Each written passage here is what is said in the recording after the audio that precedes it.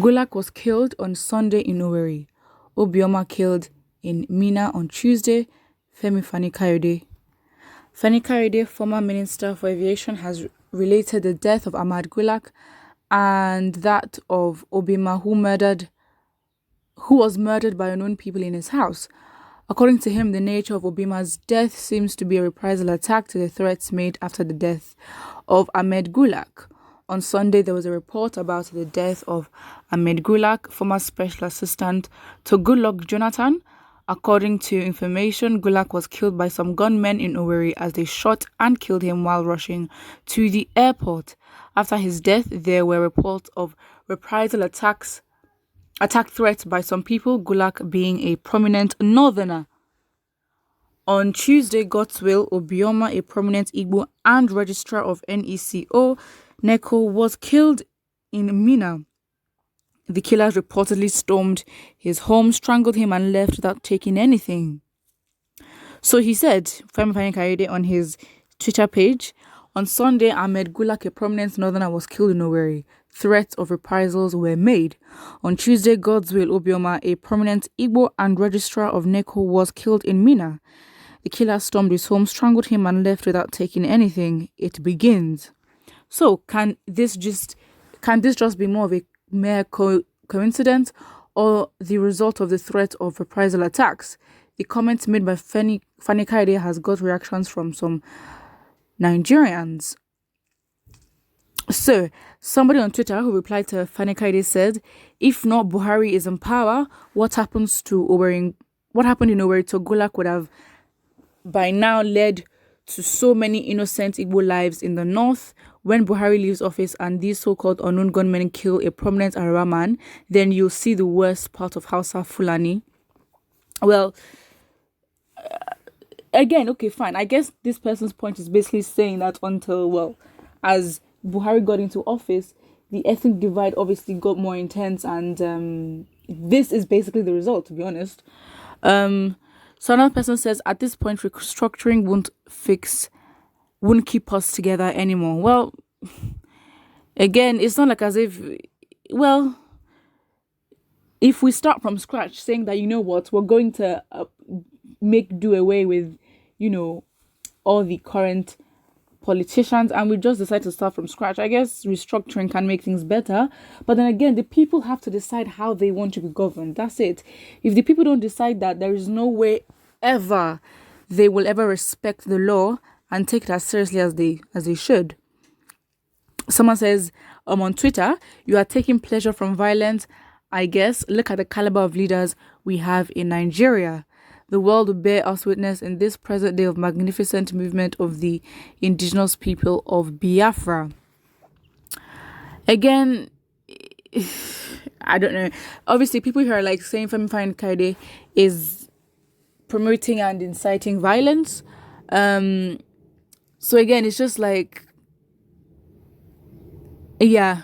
Because again, it says the killer stormed his home, but the president registrar of Neko, they stormed his house, killed him without taking anything. Again, the phrase "it begins" obviously doesn't necessarily de-escalate things. It sort of escalates. It's saying that there is more to come with these violent attacks, in which it's something that we're all trying to avoid. We really don't want that, but I guess that's how people interpret it, as him pushing for violence.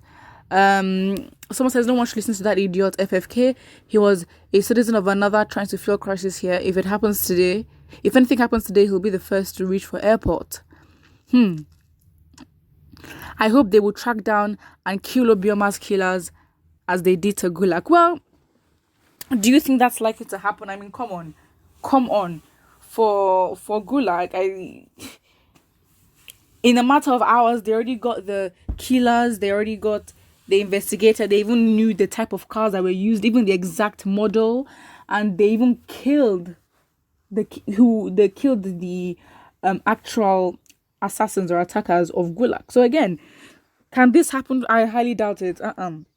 That is privilege upon privilege, especially being in a country like Nigeria, where the lives of cows are more valuable than that of Nigerians. For an investigation to be that quick and that specific, that means the intelligence team is just being underutilized and only for special people. That's it.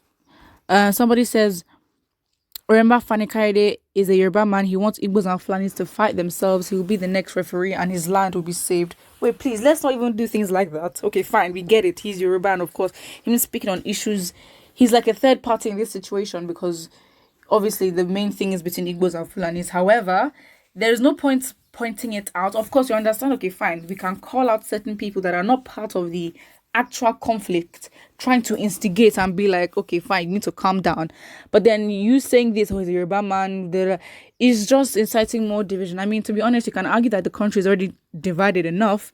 So one one bit of division will not really break the country at this point. So yeah, I mean, that's just really what it is. Someone says, okay, wait, what? Okay, cool. Someone says, you're absolutely right. Check your source very well. His death was natural. He died after a brief illness. Okay. Someone says, FFK is a Confucianist, a trouble fermenter, and a coward. How dare you relate the killing of Gulak to that of Obioma? Obioma has been having a running battle with his board of directors for quite some time, bordering issues of corruption. Okay. So apparently, obviously, this person is basically saying that Obioma had a track record of being involved with, I think dangerous people because he's done some, illegal stuff like partaking in corruption, I guess. So that's a whole different perspective though, but still. Someone says, let the man rest. Oh, Fani-Kayode, you're an idiot. God will destroy you and you will never achieve your devilish aim of causing mayhem in this country.